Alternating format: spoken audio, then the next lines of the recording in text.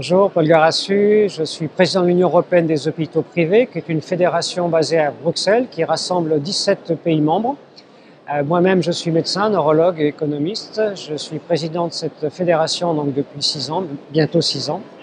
Alors merci pour l'invitation de parler aujourd'hui de ce que sont les réflexions autour de l'innovation en santé, en particulier les parcours de soins. C'est une dimension qui est partagée dans la plupart des pays européens comme problématique qui est identifiée, mais pour laquelle il y a des solutions à inventer. Et aujourd'hui, qu'ils doivent inventer donc de nouveaux outils coopératifs entre professionnels de santé, en dehors de limites tarifaires qui sont souvent inhibantes pour favoriser ces prises en charge plus complexes. En clair, en amont de l'hôpital, durant son séjour et après l'hôpital, c'est le même patient. Et aujourd'hui, toutes les équipes doivent être coordonnées autour de cette prestation globale, de cet objectif commun qui est la qualité de la prestation et du résultat.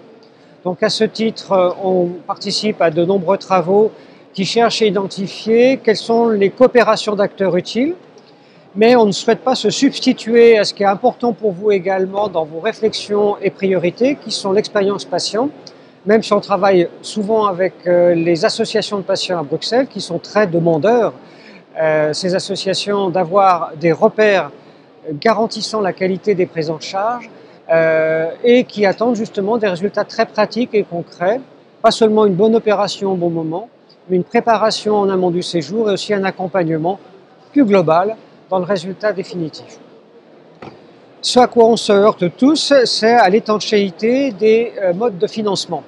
En clair, l'hôpital a une enveloppe fermée, le médecin de ville, l'infirmière de ville a une enveloppe fermée. Et l'idée, c'est d'arriver à faire un parcours coordonné qui tient compte de ces spécificités tarifaires, mais qui pour autant rassemble cet objectif commun de la qualité de la prise en charge.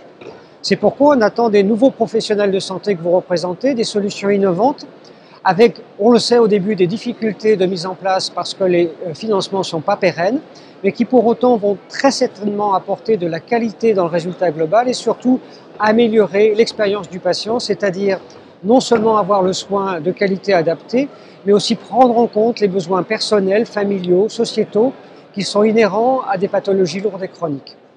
De ce fait, aujourd'hui, on est plutôt à l'écoute et on représente vraiment une plateforme qui cherche à rassembler des expériences positives comme les vôtres pour essayer de les mettre en forme et le moment venu de les formaliser donc de façon plus instruite et pérenne à des niveaux tarifaires.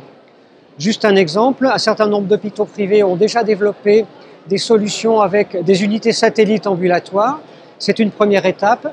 Ce qui est encore plus intéressant, certains ont aussi des solutions pour le retour à domicile, soit précoce, soit sur le long terme pour des pathologies chroniques. Ceci nécessite des capacités nouvelles en termes de professionnels sollicités, mais également des financements qui sont, eux, difficiles à rassembler, mais on est convaincu, indispensables au bien-être du patient.